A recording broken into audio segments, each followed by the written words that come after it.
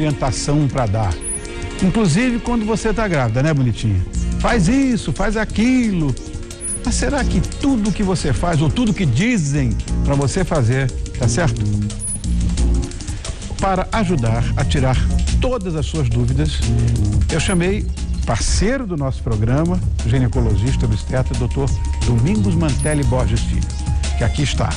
Boa noite, Domingos. Você tá bom, meu irmão? Há quanto tempo você não vem aqui? Fala, mais ou menos. Mais ou menos uns 6 meses. Por aí? 8 meses, mais ou menos. Pois Tudo é. bem? Tudo bom. Somos amigos de família, nossas famílias são amigas, né? O tio desse bonitão aqui é dos melhores amigos do meu pai, meu também, né? O Domingos Mantelli. Eu quero mandar um beijo para ele. Beijo, queridão, tá aqui, né? Beijo para você, pra Terezinha, pra Mônica. Que Mônica almoçou lá em casa anteontem. Ela comentou, ela falou. Anteontem foi. Beijo para todo mundo.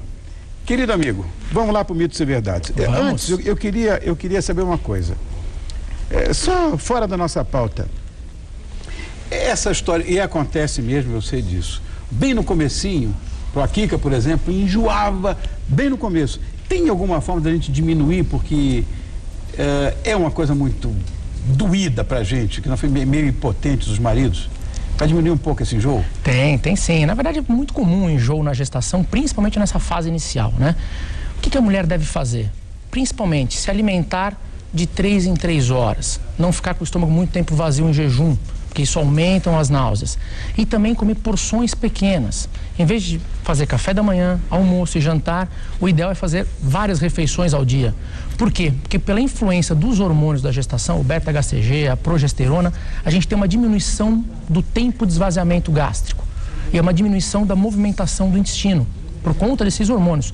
Consequentemente, o alimento que você come, ele vai ficar mais tempo parado no estômago até passar para o intestino. Ele fermenta por mais tempo, leva mais náuseas, mais vômitos. Então, porções menores passam pelo estômago mais rápido até chegar no intestino. Então, diminui essa sensação de náuseas e vômitos. Se eu soubesse disso na época, porque eu vou dizer, a Kika, o prato dela, predileto, era o cheio. Era um prato de carroceiro, uma coisa imensa, engordou 32 quilos, um absurdo. Enfim. Bom, agora vamos para a nossa pauta de mitos e verdades. Vamos lá. Mito ou verdade? O uso de alguns cosméticos, muitas vezes produtos químicos, como tintura para cabelo, por exemplo, pode interferir na formação do feto? Verdade. Verdade, olha. Verdade. Existem muitos produtos químicos em tinturas de cabelo, em produtos que as mulheres costumam usar periodicamente, que contém amônia, que contém metais pesados, e tudo isso acaba sendo absorvido pelo couro cabeludo da gestante, atravessa a barreira placentária, chega ao feto e pode realmente causar malformações no primeiro trimestre. Você vê a minha desinformação, Domingos. Eu imaginei que nada passasse pela epiderme, pela derme, que seria uma coisa mais ou menos, senão você toma banho e aí passa tudo. Eu imaginava isso. A pele, ela tem uma camada, ela é uma camada de proteção, porém alguns produtos ela tem capacidade de absorver. Tá entendido. E esse é um deles. Bom, outro, mito ou verdade? Mulheres que já sofreram um aborto têm mais dificuldade para engravidar novamente? Mito. Não é porque a gestante teve uma primeira gestação e teve um aborto espontâneo, que ela vai ter novamente numa segunda gestação ou vai ter mais dificuldade para engravidar.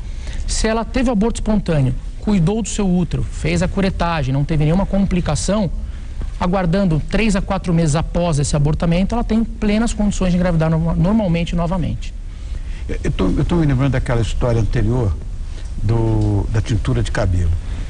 Isso, porque normalmente tem as bulas de remédio, os 3 primeiros meses e tal.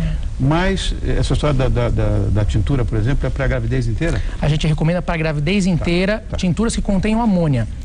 Após o primeiro trimestre, a gente libera a utilização se não tiver amônia ou metais pesados. Ok. Uma outra, mito ou verdade? A mulher só aborta o bebê no primeiro trimestre? Mito porque o abortamento ele pode ocorrer até 22 semanas de gestação. Ou seja, até um pouquinho mais da metade. Então a gente já estaria no segundo trimestre. Então o abortamento é mais comum no primeiro trimestre, nas primeiras 12 semanas de gestação. Passando até para um segundo trimestre, a chance é aumentada ainda, porém bem menor que no primeiro trimestre. Mas ela não aborta só no primeiro trimestre. Ela pode abortar até 22 semanas de gestação. Agora, mito ou verdade? Isso eu ouvi tanto. Mito ou verdade? A mudança da lua, ela pode influenciar na hora do parto? Verdade. Que coisa maluca. Isso é verdade. Existem vários estudos que mostram que da mesma maneira que a lua exerce influência sobre as marés, sobre a água, ela exerce influência sobre a bolsa das águas, sobre o líquido amniótico. Então a gente percebe que quando há mudança de lua, nós temos muito mais bolsas que estouram com facilidade, consequentemente, um número maior de partos. Que engraçado isso. Que líquido amniótico, na verdade, é uma espécie de oceano onde o bebê está... Um oceano interno. Interno, tá. Agora, mito ou verdade? Isso também eu ouvi muito, Domingos. O formato da barriga pode indicar o sexo do bebê. Mito. Putz, eu me aventurava tanto nisso. Totalmente mito, Rony. Por que é mito? O formato da barriga nada tem a ver com o sexo do bebê. É que muitas vezes as nossas avós, bisavós falavam isso, é aquela coisa, 50% de chance de acertar, né? Quando acertava, falava, não falei que era isso mesmo? Porém, é um mito, não tem nada a ver o formato da barriga, se é pontuda, se é arredondada, com o sexo masculino. Arredondada era sempre menina e pontuda era sempre homem. Pontuda era sempre menino. Mas isso é um mito, simplesmente é papo de avó. Tem outro papo de avó também, que é o seguinte, que a se é mito ou verdade isso, que a gestante tem mais azia se o bebê é cabeludo. Isso é muito mito. Mito? É mito, mas existe um fundamento para esse mito. Qual é? Porque o que acontece? No período em que começa a crescer o cabelo do bebê, que é em torno de 20, 22 semanas de gestação, é o mesmo período em que a barriga começa a subir e começa a empurrar o estômago mais para cima. Consequentemente, esse estômago subindo, a gente tem uma dilatação aqui do esôfago, ela tem um pouco mais de refluxo e dá um pouco mais de gastrite, um pouco mais de queimação. E coincide com o período, que é o período do crescimento do cabelo do bebê mesmo. É na mesma época. Então associou-se uma coisa com a outra. Mas em nada tem a ver que se é mais cabeludo vai ter mais azia, isso é mito. Mito ou verdade? Sexo durante a gravidez faz mal pro bebê?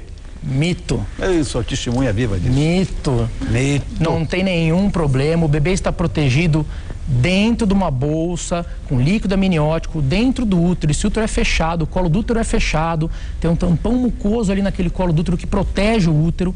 Consequentemente, o bebê não tem o menor contato na hora da relação sexual. O marido tendo a penetração, o pênis não tem o menor contato, nem o esperma do marido tem o menor contato com o feto ou com a placenta ou coisa do tipo. Não há risco. Beleza? Mito ou verdade? Todas as mulheres grávidas ficam com enxaqueca, possuem enxaqueca? Mito também. É mito. Nós dizemos todas as gestantes, é uma coisa muito abrangente. Algumas grávidas que já costumavam ter enxaquecas antes da gestação, podem ter essa enxaqueca piorada. Poucas reclamam que têm enxaqueca, que nunca tiveram e que estão tendo na gestação. Mas os hormônios podem realmente influenciar e em algumas mulheres levarem à crise de enxaqueca. Mas isso não é uma regra, é a exceção. Mito ou verdade? Mulheres que têm silicone ou que, sei lá, diminuíram os seios, não podem amamentar. Mito ou verdade? Mito, e é um grande mito. Porque isso é uma coisa muito difundida. Muitas mulheres, na hora de colocar a prótese, não lembram que podem vir a ser mães mais para frente e depois ficam se questionando se podem ou não amamentar. Podem. Você colocar a prótese mamária ou fazer a diminuição da mama, desde que você não retire a glândula mamária, em nada influencia a mulher a amamentar. Ela pode amamentar normalmente sem nenhum problema. Viu você que turbinou tudo aí, ó, tá vendo? Pode. Entendeu? Tá certo. Agora, mito ou verdade? Isso eu acompanhei, Domingos. As mulheres têm desejo de comer combinações estranhas quando estão grávidas. Mito ou verdade? Verdade, isso é verdade. Por conta da gestação, das influências dos hormônios, da progesterona, do hormônio beta-HCG, que é o hormônio da gestação, nós temos o quê? Uma mudança das mucosas do nariz e da boca. Consequentemente, a gente tem uma perversão alimentar e uma perversão olfativa. Então, é muito comum uma mulher, de repente, cheiros que ela adorava antes da gestação, passar a não tolerar durante a gestação. E o inverso também. E a mesma coisa acontece na alimentação. Alimentos que ela nunca comeu na vida, ela pode, de repente, ter vontades de querer comer esses alimentos diferentes. Por isso que a gente diz que grávida tem umas vontades muito estranhas. E é verdade, porque alimentos que ela nunca quis, de repente, ela pode passar a querer. Presta atenção, Domingos, que isso é uma coisa doída que eu vou te falar. Clara de ovo frita com banana crua com molho inglês, mostarda e geleia de uva. Essa é uma bela perversão alimentar. A combinação me perseguiu quando a Cristina estava grávida do Leonardo. Você acredita numa coisa dessa? Pode acontecer. E acabou a gravidez, ela passa a detestar aquilo. Odeia, não pode ver. Exatamente. Que coisa maluca. Então, é verdade. É verdade. É verdade. Querido, mais uma vez, muito obrigado por estar conosco. Obrigado a você, Rony. Nosso querido parceiro, Dr. Domingos Mantelli Borges Filho, que é obstetra, ginecologista, e que é de uma família de amigos nossos. Por coincidência, foi escalado para o programa sem que ninguém soubesse. Virou aqui uma conversa de comadre da outra vez.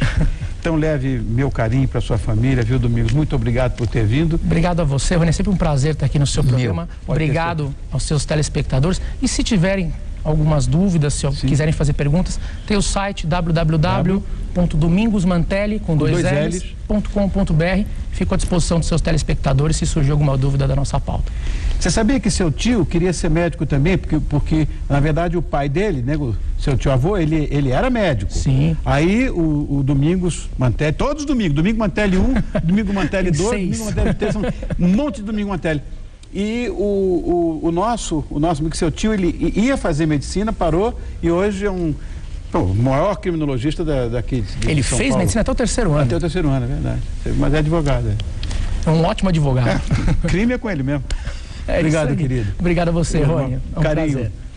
Nada como a verdade acima de tudo, não é mesmo? Então eu vou colocar tudo às claras para você aqui. Você quer sugestão incrível para o seu fim de semana?